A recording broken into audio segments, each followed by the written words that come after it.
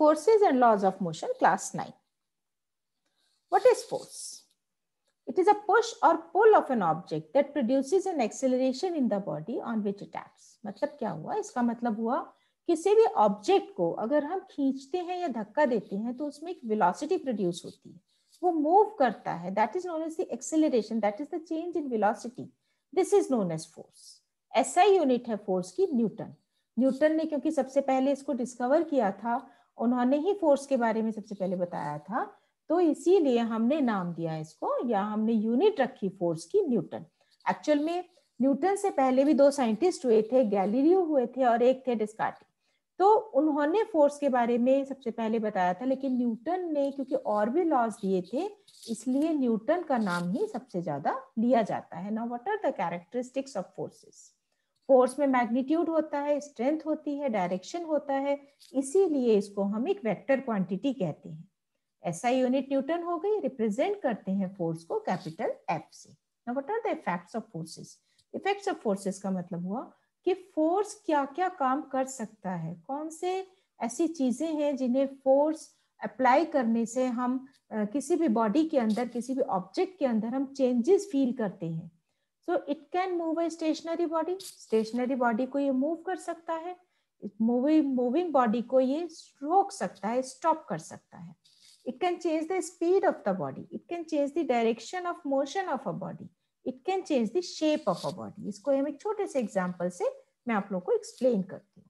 Suppose एक football है हमारे पास और हम फुटबॉल खेलते हैं. ठीक है, फुटबॉल स्टेशनरी पोजीशन में हम एक किक लगाते हैं. जैसे ही हमने किक लगाया तो स्टेशनरी फुटबॉल मूव करना स्टार्ट हो जाती है.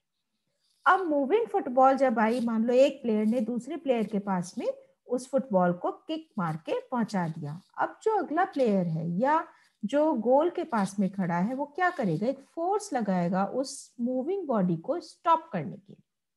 ठीक है, इसी तरीके से अगर हम फुटबॉल में किक मारते हैं तो उसकी स्पीड बढ़ जाएगी. ठीक, डायरेक्शन चेंज हो जाएगी. शेप ऑफ द बॉडी को एक स्टडी करने के लिए एक और छोटा सा एग्जांपल है. सपोज हम एक बैलून लेते हैं, बैलून में हम दोनों तरफ से फोर्सेस लगाते हैं, तो क्या होगा कि उस बैलून की शेप चेंज हो जाएगी.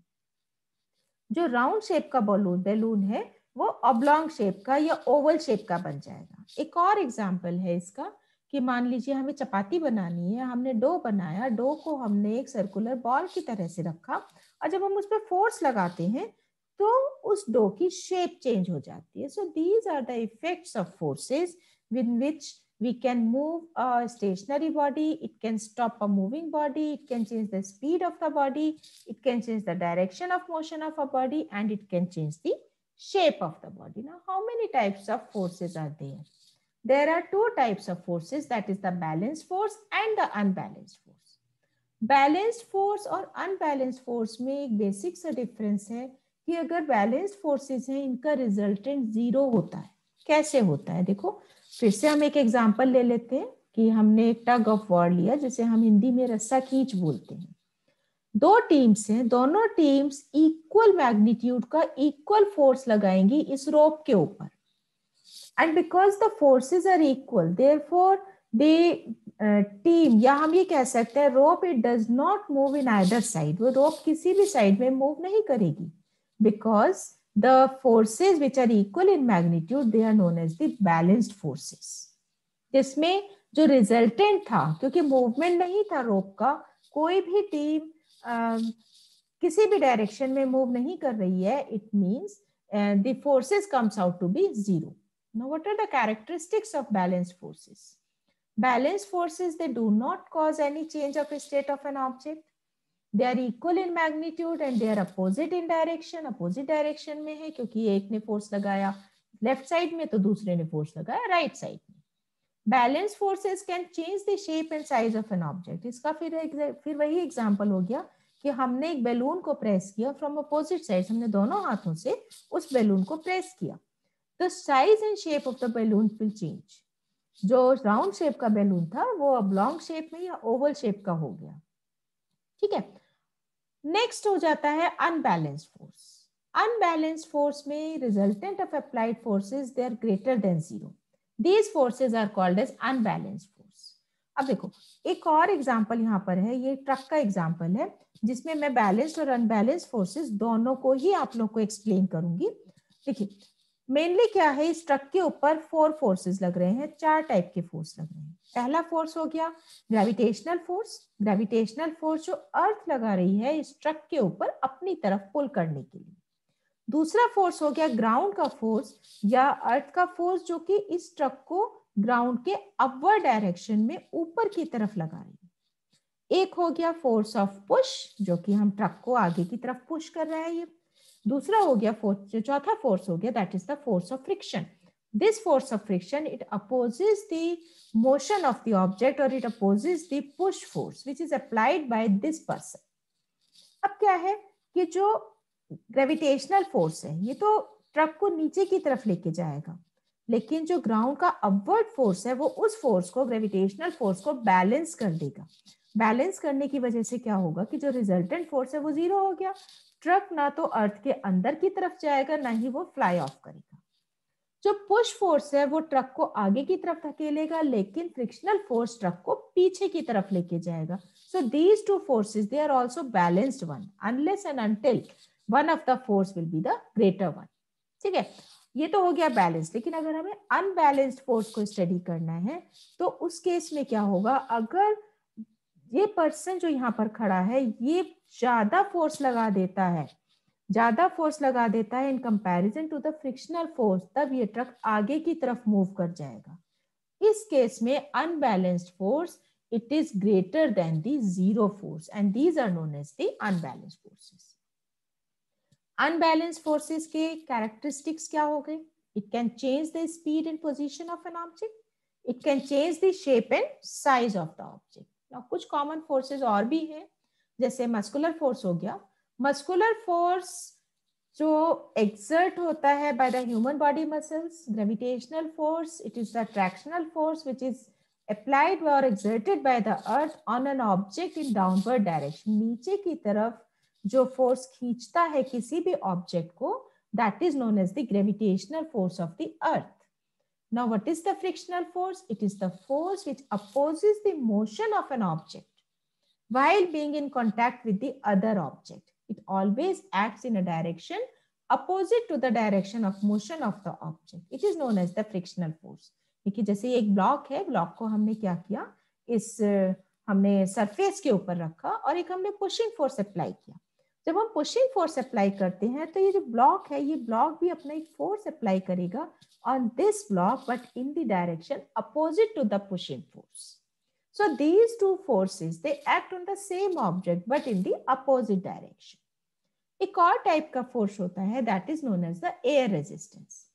Air resistance it is that force which is exerted on the objects which fly in the air, जो कि एयर में फ्लाई करते हैं, जैसे एरोप्लेन के ऊपर लगता है, बर्ड्स के ऊपर लगता है, या अगर फेदर फ्लाई करता है उसके ऊपर लगता है। फेदर जो तैरता है अगर हम उसको देखें कि वो तैरता हुआ नीचे की तरफ आता है तो एकदम से नहीं आता, वो लहराता हुआ नीचे आता है। It is because of the air resistance which is applied on that feather. It acts in a direction opposite to the velocity of the object. जिस डायरेक्शन में ऑब्जेक्ट मूव करता है उसके ठीक अपोजिट डायरेक्शन में एयर रेजिस्टेंस लगता है ना। अब देखो न्यूटन ने कुछ लॉज दिए थे, वो तो मैंने बताया आप लोगों का फोर्स का बेसिक था कि फोर्स होता क्या है, कितने टाइप के होते हैं और किस तरीके से एक्ट करते हैं। अब जो न्यूटन ने लॉज दिए थे उन्हें हमने कहा new laws of motion. Newton ने मेनली 3 लॉज दिए थे, बेसिकली हम कह सकते हैं न्यूटन ने 4 लॉज दिए थे।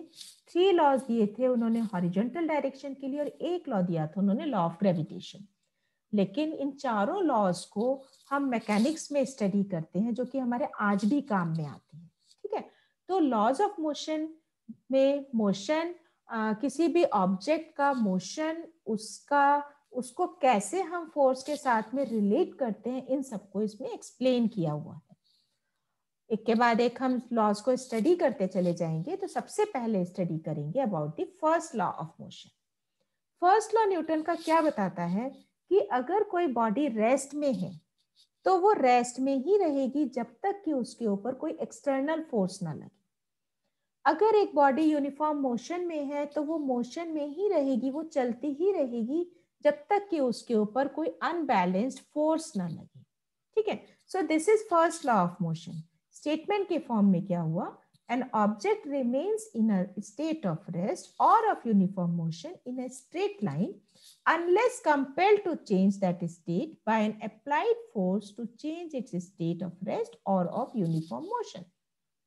ठीक है, तो टेंडेंसी किसी भी ऑब्जेक्ट की क्या है, देखो एक छोटा सा एग्जांपल अब यहाँ पर भी हम ले लेते हैं कि सपोज एक बुक है, बुक टेबल के ऊपर पड़ी हुई है, और अगर हम उसके ऊपर एक्सटर्नल फोर्स नहीं लगाते, एक्सटर्नल फोर्स मतलब हमने एक ऐसा फोर्स कि हमने उस बुक को अपने हाथ से उठा के एक जगह से दूसरी जगह रखा, तो हमने जो फोर्स लगाया it is the force which is applied by our hands.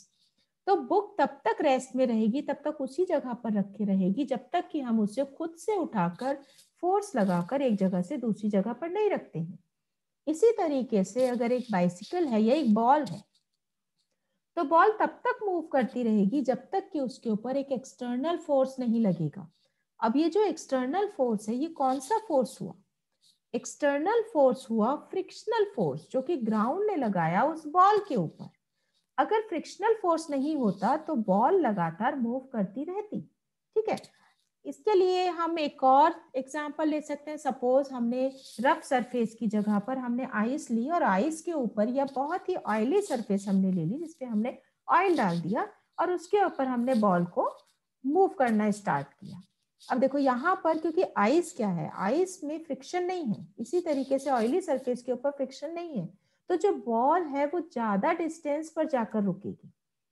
ठीक, वहीं पर अगर हम रफ सरफेस लेते हैं तो वहां पर जो फोर्स लगेगा that is the frictional force, it will be more in comparison to the icy surface और द ऑयली सरफेस। तो जो बॉल का मूवमेंट है वो जल्दी रुक जाएगा, ball will stop earlier than the icy surface. ठीक है, तो टेंडेंसी जो है किसी भी ऑब्जेक्ट की to remain at its natural position whether it is a rest or of uniform motion, it is known as inertia. So therefore the property by which the object it continues to be at rest or it continues to be in motion, it is known as the property of inertia, that is the, और इसीलिए हमने इस law को नाम दिया law of inertia. ठीक है, law of inertia या इनर्शिया का जो मेजर होता है दैट इज द हैवी मास, मतलब कि जितना ज्यादा मास होगा किसी भी ऑब्जेक्ट का, मास क्या है, मास होता है मैटर, किसी भी ऑब्जेक्ट का जो मैटर है that is known as mass. ठीक, तो जितना ज्यादा मास होगा किसी भी ऑब्जेक्ट का उतना ही ज्यादा इनर्शिया होगा। जितना हैवियर ऑब्जेक्ट होगा उसका इनर्शिया ज्यादा होगा in comparison to lighter objects. जैसे एक स्टोन है, स्टोन का इनर्शिया ज्यादा होगा in comparison to the football in spite of having big volume. Football का वॉल्यूम ज्यादा है, फुटबॉल बड़ी है साइज में लेकिन वेट कम है, मास कम है उसके अंदर, तो इनर्शिया किसका ज्यादा होगा, इनर्शिया स्टोन का ज्यादा होगा, फुटबॉल का नहीं होगा। ठीक है, इनर्शिया को ओवरकम करने के लिए हमें एक्सटर्नल फोर्स ज्यादा लगाना पड़ेगा। तो that's why Newton's first law, it is also called as law of inertia. Examples क्या हो गए इनर्शिया के एग्जांपल्स हैं कि जैसे सपोज हम लोग विंटर्स में कारपेट बिछाते हैं अपने घर में, कारपेट को अगर हमें साफ करना है तो हम क्या करते हैं, उसको डंडे से बीट करते हैं। जब हम डंडे से बीट करते हैं तो कारपेट आगे की तरफ मूव कर गया, लेकिन हमने फोर्स किस पर लगाया था, कारपेट पर लगाया था, उसके अंदर जो डस्ट प्रेजेंट है उसके ऊपर हमने फोर्स नहीं लगाया। तो जो डस्ट है वो क्या हुई, उसने कहा मैं तो आगे नहीं जाऊंगी, उसने वो वहीं पर उसी जगह पर स्टिक रही या वहीं पर नीचे गिर गई, that is the inertia of rest. इसी तरीके से जब हम किसी बस में बैठते हैं और बस रेस्टिंग कंडीशन में है और रेस्टिंग कंडीशन से बस अचानक मूव करती है, तो हमारा जो लोअर पोर्शन है विच is in contact with the बस, वो तो बस के साथ में मूव करता है, बट अपवर्ड जो पोर्शन है, हमारा जो ऊपर का पोर्शन है, अपर पोर्शन है, it remains to be at rest, तो वो पीछे की तरफ गिरेगा, it falls in the backward direction, that is because of the inertia of rest. इसी तरीके से अगर चलती हुई बस, यूनिफॉर्म मोशन में जो बस है वो अचानक रुक जाती है, तो because our lower portion which is in contact with the bus, it continues, या हम ये कह सकते हैं कि वो बस के साथ में रुक गया। ठीक है, but upper portion it continues to be in the state of motion, तो हम फॉरवर्ड डायरेक्शन में फॉल करते हैं, that is also because it is known as inertia of motion. ठीक है, तो इसका मतलब क्या हुआ, इसका मतलब सीधा सा है कि जब तक हम एक्सटर्नल फोर्स अप्लाई नहीं करते हैं, कोई भी ऑब्जेक्ट या तो रेस्ट में है तो रेस्ट में ही रहेगा, और अगर मोशन में है तो मोशन में रहेगा। एक और एग्जांपल यहाँ पर टम्बलर का दिया हुआ है। हमने टम्बलर लिया और हमने कार्डबोर्ड से उसके ऊपर ढका और उसके ऊपर हमने कॉइल रख दिया। अब क्या होगा, अगर हम इस कार्डबोर्ड को फ्लिक करते हैं, ठीक है, हमने इसको फ्लिक किया, फ्लिक करने के बाद हमने जो फोर्स लगाया, फोर्स तो लगाया हमने कार्डबोर्ड के ऊपर, बट कॉइन के ऊपर हमने कोई फोर्स नहीं लगाया था, तो कॉइन अपनी कंडीशन, अपनी रेस्टिंग पोजीशन को नहीं छोड़ेगा। कॉइन उस टम्बलर के अंदर गिर जाएगा और जो कार्डबोर्ड है वो आगे की तरफ फ्लिक कर जाएगा, मूव कर जाएगा। ठीक है, this is also an example of inertia. अब देखो, न्यूटन का सेकेंड लॉ पढ़ने से पहले थोड़ा सा मोमेंटम पढ़ लेते हैं कि व्हाट इज मोमेंटम। मोमेंटम क्या है, नॉर्मली हमारे जो डेली लाइफ एक्सपीरियंसेस है, जैसे हमने टेबल टेनिस का गेम खेलते हैं या हम क्रिकेट खेलते हैं, तो उस केस में क्या होता है, अगर हम टेबल टेनिस खेलते हैं तो अगर बॉल टेबल टेनिस की प्लेयर को हिट करती है तो उसको जल्दी ज्यादा चोट नहीं लगती, it does not hurt. On the other hand, लेकिन अगर हम क्रिकेट खेलते हैं तो क्रिकेट की बॉल अगर स्पेक्टेटर को, देखने वाले को हिट करती है तो वो उसको चोट पहुंचा देती है, इट हर्ट्स हिम। तो ये क्या सजेस्ट करता है, सजेस्ट ये करता है कि जो मूविंग ऑब्जेक्ट्स हैं उनका इम्पैक्ट जो प्रोड्यूस होता है किसी भी ऑब्जेक्ट या दूसरी बॉडी के ऊपर, it depends on both mass and velocity. Mass ज्यादा है इम्पैक्ट ज्यादा होगा, वेलोसिटी ज्यादा है तो इम्पैक्ट ज्यादा होगा। मास कम है इम्पैक्ट कम होगा, वेलोसिटी कम है इम्पैक्ट कम होगा।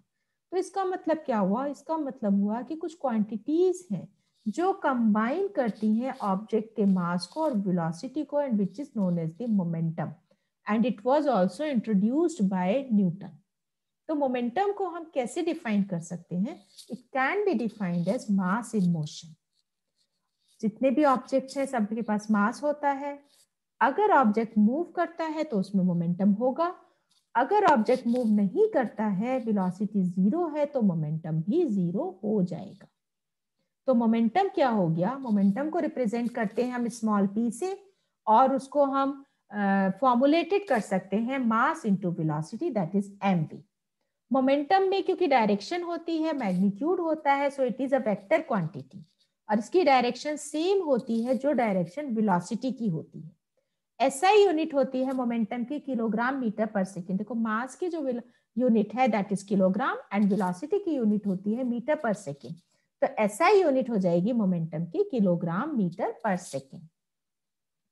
अब देखो, एप्लीकेशन जो है अनबैलेंस फोर्स का, it brings a change in the velocity of the object. मतलब अनबैलेंस फोर्स अगर हम लगाएंगे तो वेलोसिटी चेंज होगी किसी भी ऑब्जेक्ट की। इसका मतलब क्या हुआ कि जो फोर्स है वो क्या करेगा, वो भी मोमेंटम को चेंज करता है। फोर्स हम लगाएंगे, वेलोसिटी चेंज होगी, वेलोसिटी चेंज होगी तो मोमेंटम चेंज होगा। तो मोमेंटम को अगर हम किसी भी ऑब्जेक्ट के स्टार्ट में, यानी कि टाइम इंटरवल के स्टार्ट में डिफाइन करेंगे तो हम कहेंगे उसे इनिशियल मोमेंटम, और end of the time interval को हम कहेंगे final momentum of the object. तो ऑब्जेक्ट अगर मूव करेगा तो वो मोमेंटम को गेन करेगा because the velocity increases, hence greater the velocity greater will be the momentum. Momentum, mass and velocity formulate कैसे करेंगे, product of mass and velocity है, इसका मतलब momentum it is directly proportional to mass and directly proportional to velocity. अब मान लो इसको हम फिर से एक एग्जांपल से समझते हैं। हमारे पास में एक ट्रक है और एक कार। ट्रक का मास ज्यादा है, कार का मास कम है, तो मोमेंटम किसका ज्यादा होगा, मोमेंटम ज्यादा होगा ट्रक का, because momentum is directly proportional to mass. इसी तरीके से अब हम फिर से एक एग्जांपल लेते हैं, दोनों ही मूव कर रहे हैं, मास मोमेंट, लेकिन वेलोसिटी दोनों ही ऑब्जेक्ट्स की, ट्रक की और कार की सेम है। मोमेंटम किसका ज्यादा होगा, जिसका मास ज्यादा उसका मोमेंटम ज्यादा। वेलोसिटी क्योंकि सेम है तो मोमेंटम यहाँ पे डिपेंड कर रहा है मास के ऊपर। अब हम दूसरा एग्जांपल लेते हैं। दूसरे एग्जांपल में क्या है, हमने क्या किया, अब हमने दो कार ले ली, दोनों ही कार का मास सेम है, लेकिन एक कार मूव करती है हायर वेलोसिटी से, दूसरी कार मूव करती है लोअर वेलोसिटी से। अब मोमेंटम किसका ज्यादा होगा, मोमेंटम ज्यादा होगा उस कार का जिसकी वेलोसिटी, जिसकी स्पीड ज्यादा होगी। जिसकी स्पीड कम होगी, जिस कार की स्पीड कम होगी, उसका मोमेंटम कम होगा, because momentum is directly proportional to the velocity. इसीलिए जब गन से बुलेट फायर करते हैं तो बहुत ज्यादा मोमेंटम होता है, क्योंकि वेलोसिटी बुलेट की बहुत हाई होती है, तो वो ट्रेमेंडस फोर्स, उसमें हम ये भी कह सकते हैं कि ट्रेमेंडस मोमेंटम होता है, बहुत ज्यादा मोमेंटम होता है। तो इसीलिए हार्म करता है कि बुलेट किसी भी ऑब्जेक्ट के ऊपर, जिसके ऊपर भी जाकर लगेगी, किसी बॉडी पर लगेगी, तो उसको बहुत ज्यादा चोट पहुंचाएगी, इवन वो पर्सन को किल भी कर सकती है if it is fired from a gun.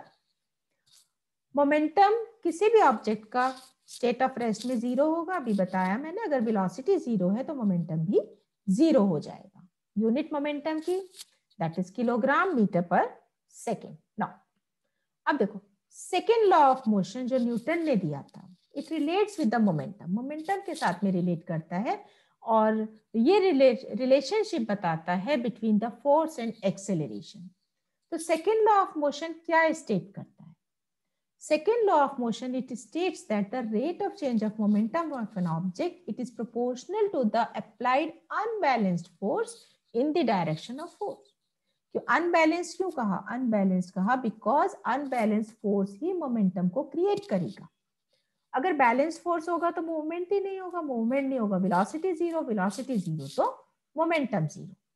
तो rate of change of momentum किसी भी ऑब्जेक्ट का, it is proportional to the applied force. अब देखो जहां पर भी रेट आ जाता है वर्ड, इट मींस कि कोई भी क्वांटिटी, जो भी क्वांटिटी हम लेंगे उसे हम टाइम से डिवाइड कर देंगे।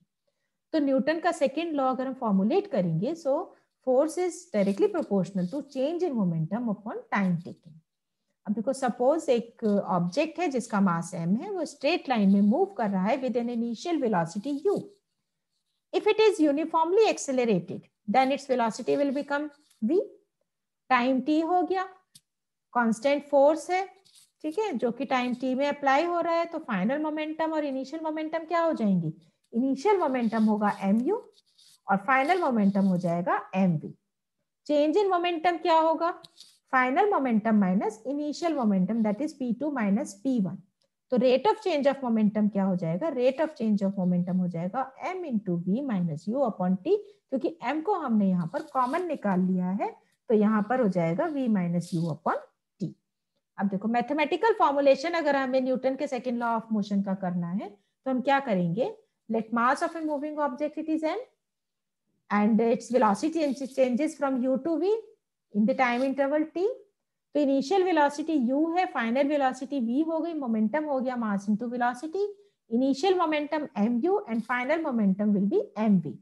Rate of change of momentum mv minus mu upon t। ठीक है, ये हमने यहाँ पे निकाल लिया। अब देखो सब्स्टिट्यूट कर दें अगर हम वैल्यूज को, तो force it is directly proportional to rate of change of momentum, m को कॉमन निकाला v minus u upon t, and according to the first equation of motion, this v minus u upon t it is equal to the acceleration। ठीक है, तो हमारे पास में जो formula आया निकल के, that is force is directly proportional to mass into acceleration. अगर हम इस प्रोपोर्शनैलिटी का साइन हटाते हैं तो एक हमारे पास में कांस्टेंट ऑफ प्रोपोर्शनैलिटी आता है, दैट इज k, जिसकी वैल्यू होती है 1। तो 1 यूनिट फोर्स को हम कैसे डिफाइन करेंगे? हम डिफाइन करेंगे as the mass of 1 kilogram object produces the acceleration of 1 meter per second square। Unit क्या हो जाएगी फोर्स की? देखो फोर्स की यूनिट क्या है?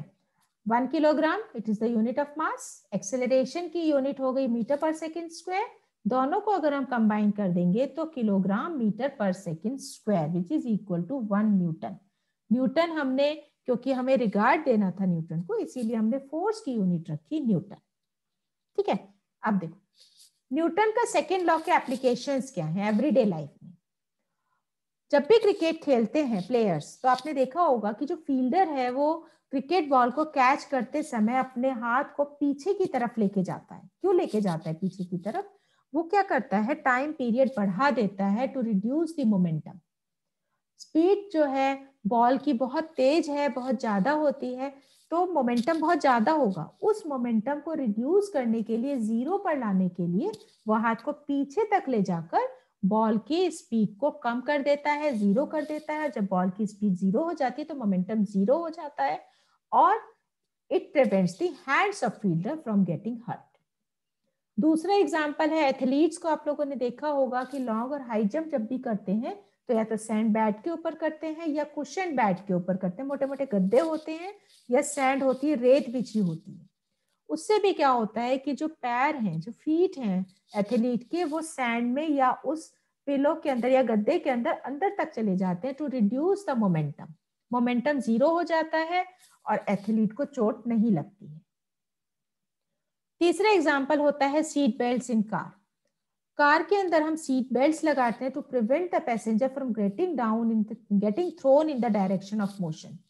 मोशन जैसे सपोज बहुत तेज हाई स्पीड से कार जा रही है, गाड़ी जा रही है, अचानक ब्रेक लगा।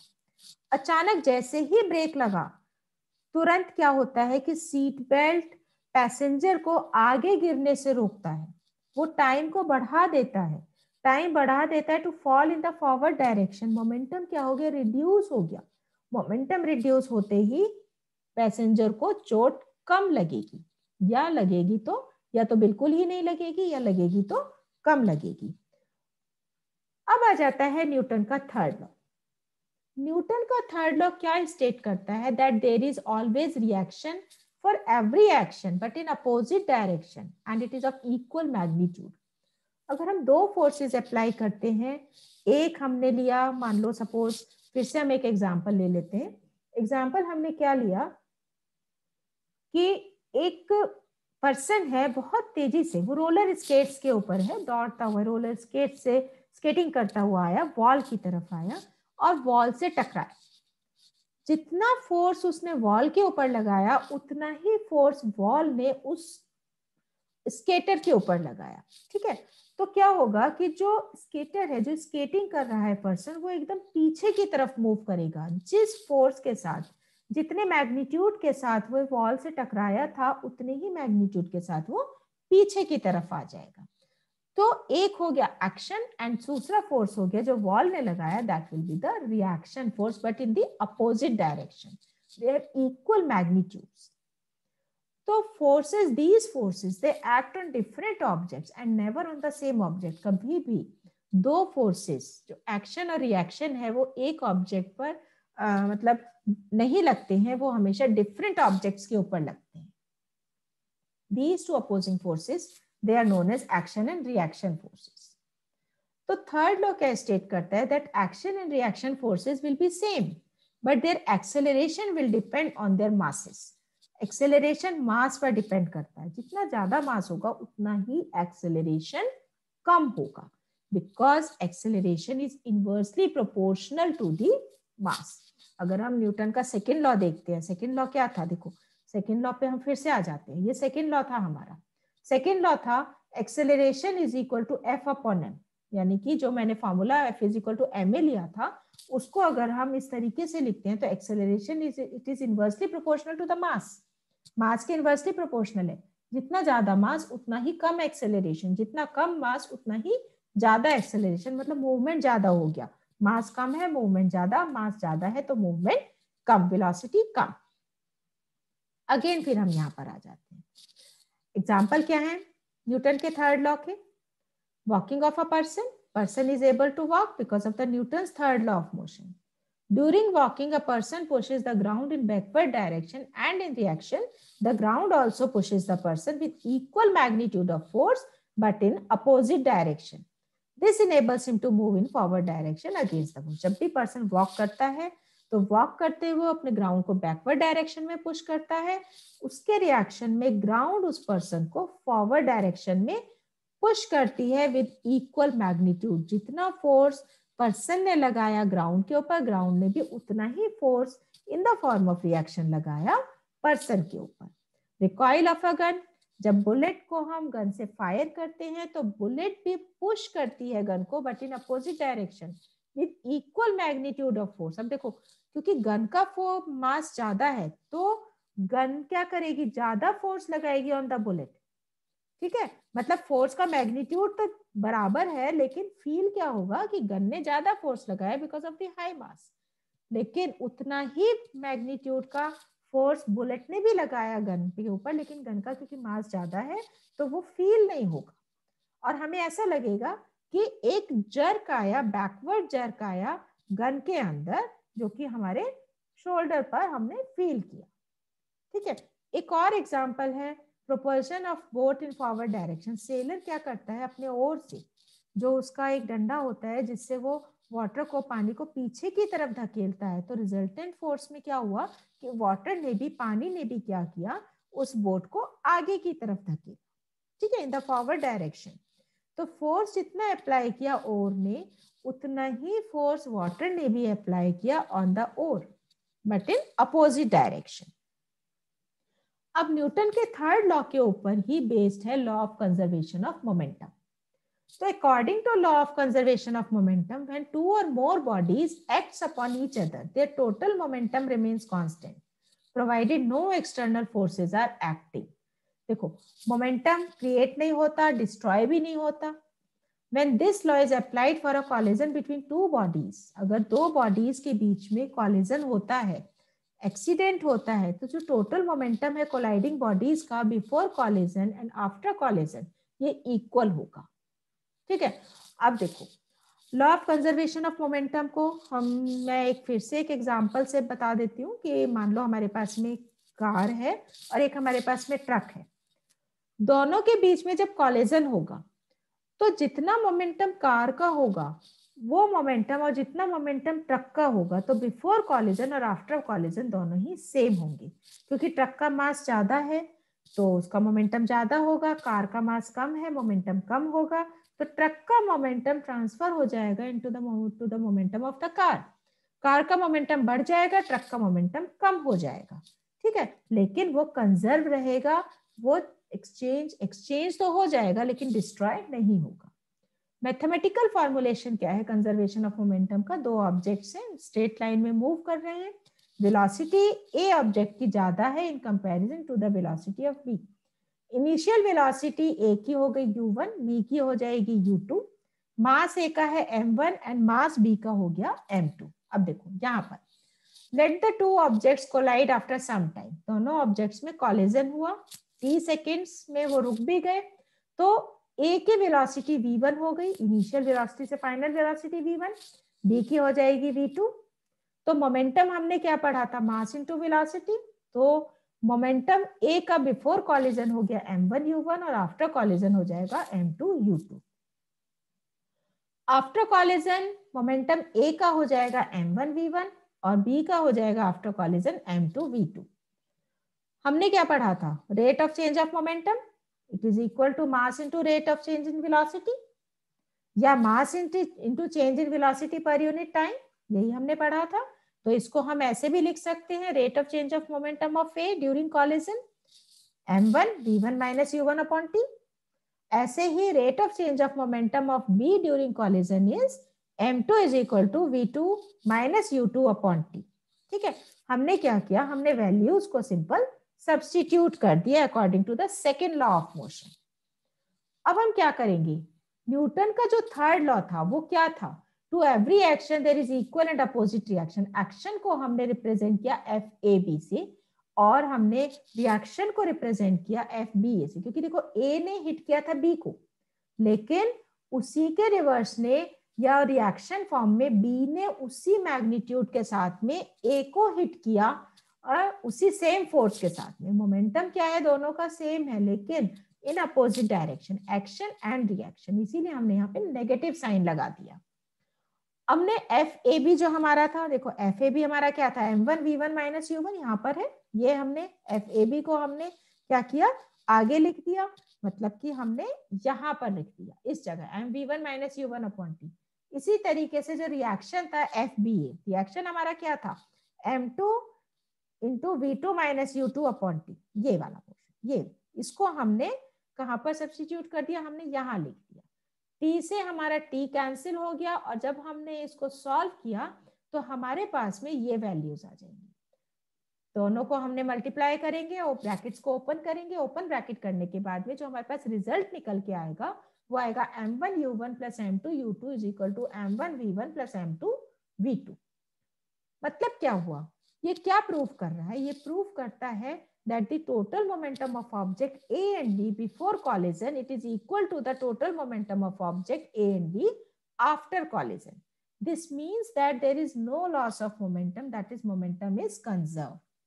This situation is considered assuming there is no external force acting upon the object. कोई external force नहीं लगा है इसके ऊपर, बिना external force दिए ही momentum conserve हो गया है.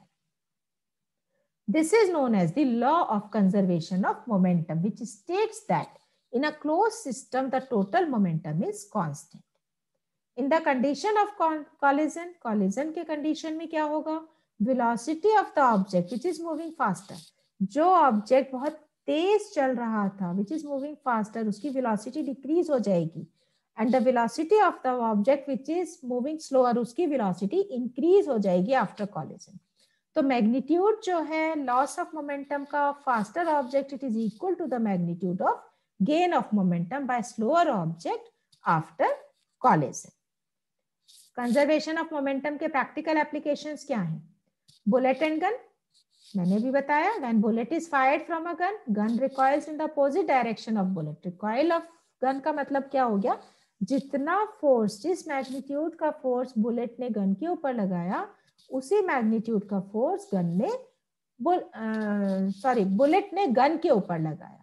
तो गन से हमें एक बैकवर्ड जर्क फील होगा, बैकवर्ड वेलोसिटी फील होगी, जर्क फील होगा, which is known as the recoil velocity. तो momentum of bullet it is equal to the momentum of gun, क्योंकि बुलेट की वेलोसिटी ज्यादा है, मास कम है. गन का मास ज्यादा है, वेलोसिटी कम है. तो हम दोनों को मल्टीप्लाई करेंगे तो दोनों का जो मोमेंटम आएगा वो इक्वल आएगा. And this is known as the law of conservation of momentum. Atoms का जब कॉलिजन होता है तब भी हम कंजर्वेशन ऑफ मोमेंटम को अप्लाई करते हैं. स्नूकर के गेम में बॉल जब स्टिक करती है, मतलब स्टिक जब बॉल को हिट करती है तो कंजर्वेशन ऑफ मोमेंटम अप्लाई होता है. इसी तरीके से जब हम माउथ से बैलून को फुलाते हैं, ठीक है, उसमें हम हवा भरते हैं तो वो फ्लाई करना स्टार्ट करता है because of the conservation of momentum. तो ये सारे एग्जाम्पल्स आ जाते हैं law of conservation of momentum की. जल्दी से हम रिकॉल कर लेते हैं पूरा चैप्टर कि फोर्सेस कितने टाइप के थे, बैलेंस्ड एंड अनबैलेंस्ड फोर्सेस, दोनों में क्या डिफरेंस है. इसके बाद में न्यूटन ने 3 लॉ दिए थे. That is the first law of motion which is also known as law of inertia. Second law of motion जिसमें force it is directly proportional to the rate of change of momentum, that is mass into velocity per unit time. Third law of motion in which action it is always equal to the reaction. जितना एक object दूसरे object के ऊपर force लगाएगा, second object same force apply करेगा on the first object. और इन सबके practical applications को हमने स्टडी किया. होप करती हूँ चैप्टर आपको समझ में आया होगा.